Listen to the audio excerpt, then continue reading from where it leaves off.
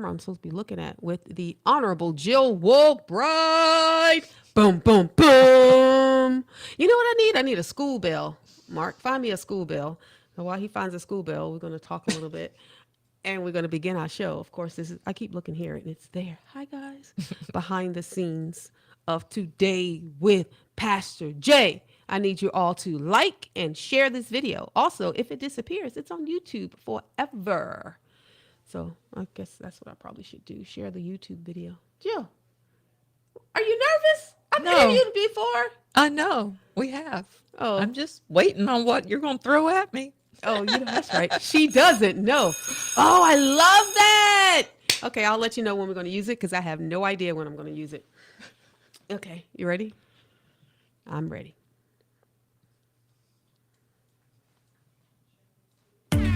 You are now tuned in to Today with Pastor J on WNZF News Radio, where we discuss inspiring and informative news. And now here's your host, Pastor Jearlyn Dennie. Good morning, and welcome to Today with Pastor J on WNZF News Radio. And I'm your host, Pastor Jearlyn Dennie, and every week we bring you conversations that inform, inspire, and equip you to engage faith, leadership, and community with wisdom and purpose. So today we're joined by the Honorable Jill Woolbright, candidate for Flagler County School Board District 1. Jill dedicated 28 years of educating Flagler County students before serving on the Flagler County School Board, where she helped shape policies affecting thousands of children and families. Few people understand our schools from both the classroom and governance perspective like Jill. She has stood in front of students, worked alongside teachers, partnered with parents and community stakeholders, and have helped make decisions impacting the future of education in our community. So today we'll discuss education, leadership, faith, and the future of Flagler County schools. So Jill, welcome to Today with Pastor J. Thank you. Thank you for that intro. That was awesome. Well, here's the thing. You've been on my show multiple times. Yes. The last time I interviewed you, I need to put that video out there. It was well, it wasn't a video. It was really audio. Yes. It was great. I didn't want to listen to it this time because I might have been a little jealous of how great I did. Not you. How great I did, right? But you were phenomenal. You know, Jill, before you ever sat on the school board, you spent 28 years in the classroom. Tell us about your journey as an educator. Oh, my. I've always had, I think, a gifting when it came to children, even because I went to college after having my children and after being a stay-at-home mom for a while. And so I was always the go-to friend that they would bring their kids to, and especially the ones that had a hard time leaving mom. So I've always just had a unique gifting for understanding children and having a discerning spirit with children. So I went back as an adult. How old were you when you went back to school? I want to say 30, somewhere around there. Wow. I had 2 children and went back as an adult. My children were young. They were in like kindergarten and 2nd grade, 3rd, 5th. No, not that old. Even in preschool, they were young. And so I pursued education, and it was, you really have to pay attention to the whispers that you hear, because there was a really dear friend of mine when I wasn't quite sure what I wanted to do, because I was the first one in my family to get a college degree. So this was new for me.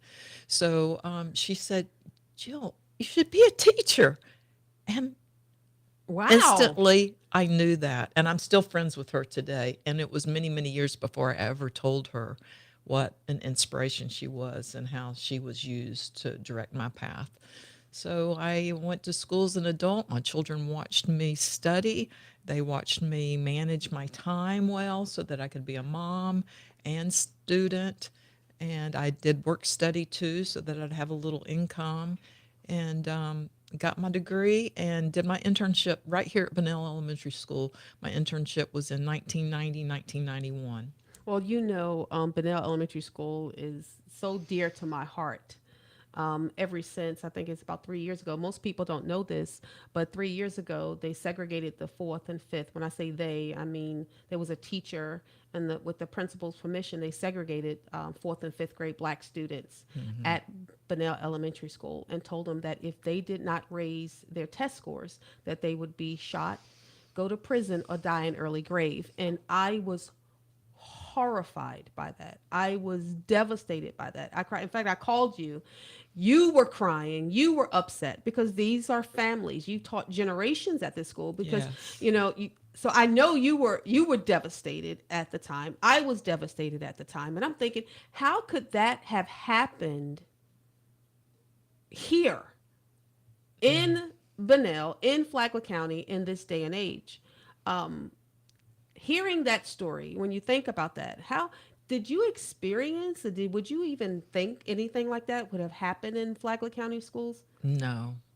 I started my career at Bunnell, and I was there about 5 years, from 91, and about 5 years. And then they opened a new school, so they transferred me.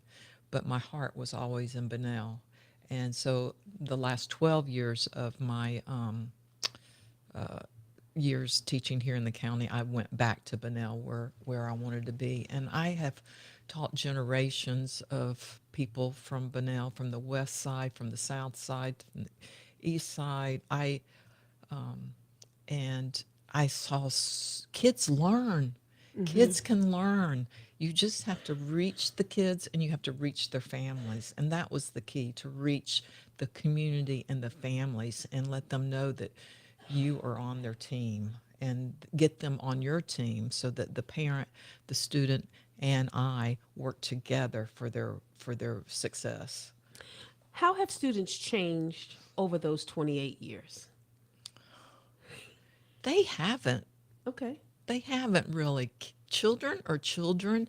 They're little sponges. Some of them come from different backgrounds, but all they need is to trust the adult that's with them, feel safe with the adult that's with them, and have someone believe in them. Mm-hmm. And believe, often I believed more in my students than they believed in themselves. And so just to encourage them, and give them the desire to and want to improve themselves, because once, if you feed them, if you give students too much information, then they know that you're just helping them too much. But there's a real art in teaching a child and teaching them to stretch them, but not stretch them so far that they crumble, because some of them have been so unsuccessful that they shut down quickly, Mm-hmm. but to stretch them and push them just enough so that they feel what success feels like. And then that builds confidence, and that builds effort, and that just changes their whole study efforts and their way they view their studies, because success builds confidence, and confidence builds more success, and it just snowballs from there. So it's just teaching them to believe in themselves and know that they can, and to have and define what makes each student tick. I hate to use that word, but I mean really how to connect with each student, what they love, what they know, and just know them, knowing that you care. Students remember when I see them on the streets 30 Oh, years later now. but you just told me that you just saw one of your students just recently. I did. I was at a market, and I saw him. He had a hat on. It was a student that I taught in the late 90s. And I looked at him, and he looked at me, and he stood up out of his chair. He was at a vendor table, and I walked to him, and I said his name. I said, Blake. And his wife was shocked, and he grinned so big, and we hugged. And she goes, How did you know his name? I said, Because he has that same twinkle in his eye and that same grin. And he was a little stinker, let me tell you, back then. And I said, I bet life is exciting with Blake. I bet it's different. She says, Very much. So she says, looked at him and said, She knows you. I said, Yeah, I knew him as my fifth grade student. So those connections, but students remember how you make them feel. And a second from that, they remember if they were successful in your classroom and if they learned. But first, they remember how they felt when they were in your presence. Well, I can't add 1 plus 1 equal whatever I call it to be. I'm really bad at math, but I hear that you were very successful as a teacher in math. I was much better. As an elementary teacher, you teach all subjects, but I have a left brain, so I think math, like a math person, and I'm not real creative. I have to go to other people for creativity, but I just learned how to discern the gaps in what the students needed and how to go back and fill that in and to coach them to ask leading questions so that they would come to the solution. Too many teachers just, when they struggle, they feel bad and then they just give the answers too quickly or give too much help. There's a fine line. There's growth in the struggle. There's not growth in math without a struggle, really. So, how did your classroom experience prepare you for school board? Oh my goodness. It gave me all the background for the why behind all the policies. So, number one is the students first, right? And it gave me a insight as to how policies affect the classroom and the teachers and the whole, and how we need to make sure that the policies are doable and also that the policies are funded for the governance end. They're not all funded, or make sure that we have all the parts of the curriculum, because often curriculum would be adopted, but the great working hands-on pieces wouldn't be there. And all that stuff has changed now with computers and AI and all that, so things are more instant and there are more resources for teachers. But it's just given me a background of how policy impacts the most important person. I don't care what you say, everyone's important in education, but the most important person in education is that person that impacts that child day in and day out. They're the high impact people. Everything the school board does is great, the administrators, the auxiliary coaches that are in classrooms, but the most impactful person is that teacher that's in front of them every day. All right, guys. Well, we got to take a break. Don't go anywhere. Don't touch that dial. You're listening today with Pastor Jay.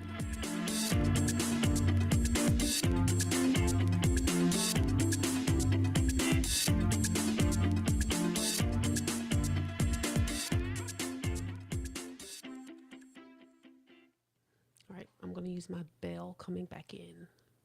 All right, you ready? School's out. It is out because after 28 years in the classroom, the Honorable Jill Woolbright was elected to the Flagler County School Board. What motivated you to take that next step? I've always been a change maker, I guess, and I saw things when I was a teacher. At that point in time, that things weren't quite as transparent to the board as, like, I felt like I knew more than the school board did at that juncture.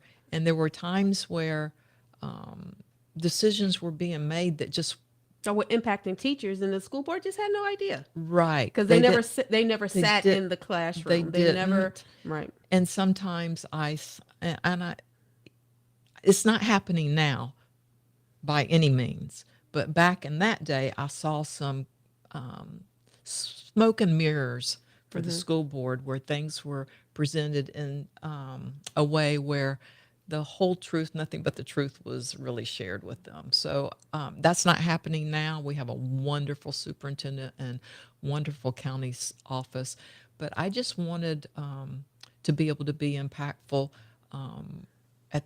People always ask me, Jill, why didn't you go into administration? Well, because my love was for the children. And as I taught here for generations, my love not only grew for the children, but for families and for the whole community. And I just felt like I had something special to offer the community as a school board member. What goals did you hope to accomplish when you first took office? Because, we're all excited about, okay, I know Jill's on the school board now, and I know you were excited. So, what were your goals? My goal was to, one, give insight that the board didn't seem to have at the time, um, because there was a former teacher on the board, but that person was very many years removed from the classroom, and I was just fresh from from So you could see teaching. the new policies and So how they were affecting yes, and everything. things change over time as things change with our society, and right now they're changing really, really fast. So one was, I felt like I had a perspective that I could bring to the board to help um, weigh in on all the decisions. The other was, I wanted to make sure that the whole community was included in the board, and that there was transparency. And I wanted to make sure that we were being physically responsible with our budget, and with our monies, and making sure that there wasn't any fluff monies being spent, but that we were making sure that the classroom was taken care of first. You've been a strong advocate for parental involvement. Very strong advocate for that. Yes. Why is that so important? Because I couldn't have been the teacher that I was if it weren't for parents, for my parents partnering with me for in my classroom. And parents are the first teachers. Parents know their children better than anybody, right? So and when I get a child coming to my class, I didn't like to read the old files or go to the previous teacher and find out some things. Now, some things I had to know legally, but the teacher's opinion or what worked or didn't work, I wanted to form my own opinion. So I needed parents to help me form my opinion, because they knew things about their child that no one else knows. And also, the family unit has to be honored. And the home has to be honored throughout our school system. It's just way, way too important. So, yeah, I don't think that I could have been as successful as I was. I humbly tell you that the superintendent of schools came by my room in 2016 and said, "Jill, your kids scored better than any other sixth grade teacher in the county." I'm like, "Oh, that's great," because it's VAM scores 3 years of scores averaged. Oh wow. He says, "But that's not it." I said, "What?" He says, "We checked. Your students scored higher than any sixth grade class in the state of Florida." I said, "Oh my." Well, I don't know how that happened, but for the gifting of God to me, and because I used families were important. If I couldn't get a family member to come to school, I would do everything I could do. I would use people that they knew out of, so I would find someone that knew that family. I'd go to the cafeteria. I'd go to the paras. I'd go to the custodians. I'd go the front office. I would research till I found someone that had a connection with that family. And they say, "Don't worry, Miss Woolbright." I can remember Miss Rosa now. "Don't worry, Miss Woolbright. I'll get them here." How do you respond to those who say school boards should simply leave decisions to administrators? Well, in the end, they are the people making the day in and day out decisions, right? But there has to be continuity throughout the district. There has to be a system in place.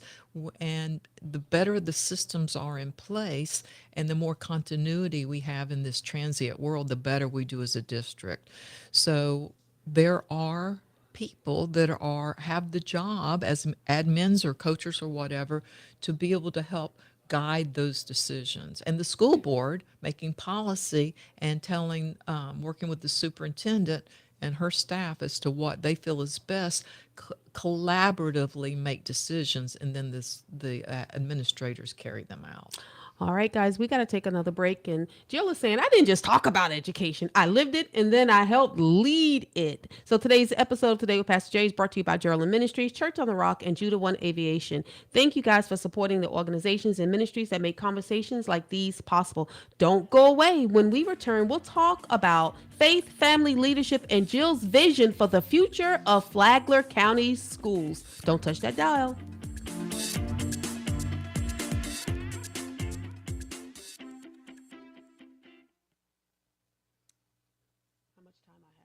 leave a little bit more time, 2 to 3 minutes this time, Mark? 3 to 4. Okay. All right. I'm ready. Welcome back. Welcome back. And I am speaking with the Honorable Jill Woolbright. She does not like when I say that, but I say it anyway. Um, so, Jill, you've had some difficult challenges. We all have had some difficulties, and you have had your fair share of difficulties. How does your faith influence your approach to leadership and dealing with difficulties? Well, my faith tells me who I am, and I'm a child of God, and I'm a fallen human being.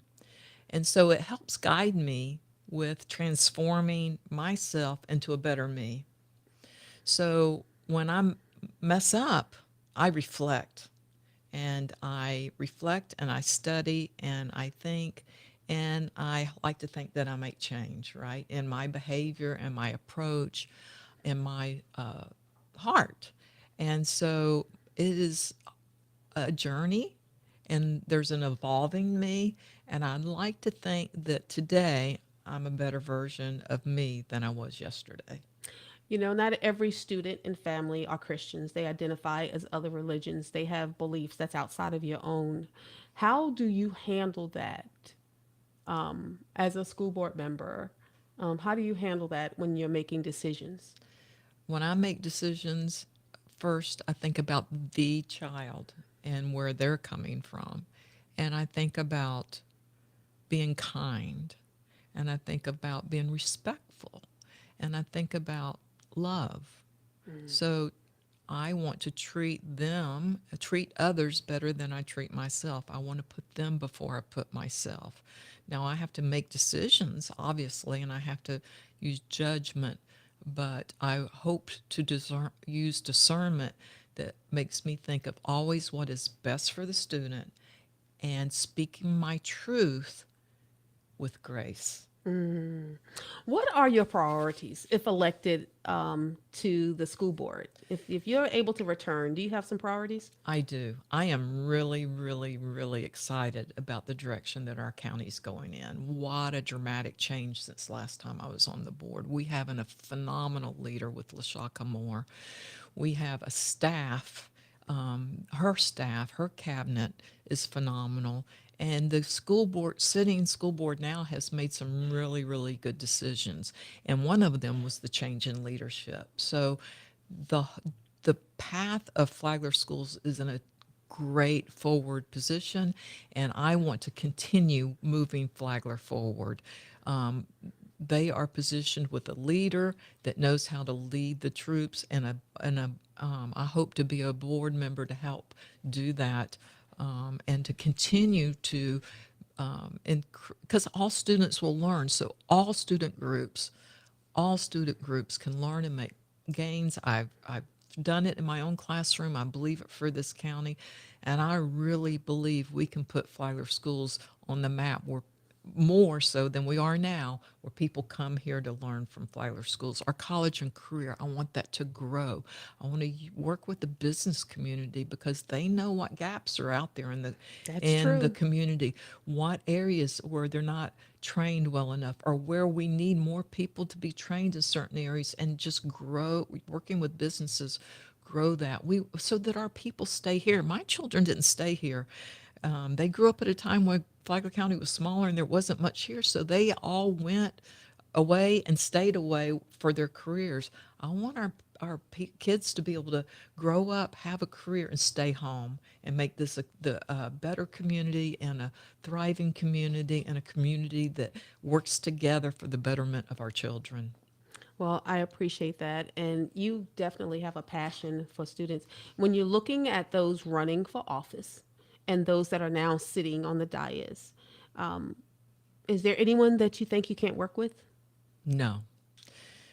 I've grown a lot in the past 4 years. I continue to grow, and I believe that a working board should have differences of opinions, but be able to express those differences in a kind, gentle manner without outside influences like politics, but just to collaborate and talk and to give and take.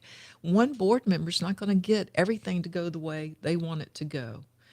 And the only thing that I can't compromise on is when it comes to the souls of our children, what I believe is good for our children, and I will not allow anything in our schools that I believe is unsafe for our children. So their safety, their comfort, and their growth is what's important. And collaboratively, there's not one. I'm friends with everybody on the campaign trail, even my opponent, and I'm friends with the people on the board and friends with people on the county. There's not one person I don't believe I can't work with. And I believe that I've grown enough to where if there's a difficult challenge that I can handle it with grace. Amen. Well, God bless you. Thank you so very much for spending this time with me. You know, you have been a phenomenal friend to so many, and I'm grateful to you. You know, James tells us that if we lack wisdom, we should ask God, and he gives generously. Amen. And education requires wisdom. Parents need wisdom. Teachers need wisdom. School leaders need wisdom. And the decisions made today will impact generations to come. So when leaders combine experience, humility, and a willingness to seek God's guidance, communities are strengthened and children are given the opportunity to thrive. So Jill Woolbright, thank you for joining us today and for sharing your heart, your experience, and your vision for education in Flagler County. And to our listeners, I encourage you to become informed voters. Take time to learn about the candidates. Seek God for wisdom, and those that are seeking to serve our community, look beyond campaign signs. Look beyond slogans and ask who has the experience, the knowledge, and commitment to serve students, teachers, families, and our community well. Because education isn't about buildings. Education isn't about budgets. Education isn't about policies. It's about children. And when someone has dedicated 28 years to teaching and then stepped into leadership, that's a perspective worth hearing. So you know what I say, guys? Yesterday is gone. Tomorrow's not promised. What are you going to do today? You're going to go to jillforkids.com, learn more about Jill Woolbright. And this is Today with Pastor J. I'm Pastor J. Thank you, guys. God bless you. Have a wonderful day.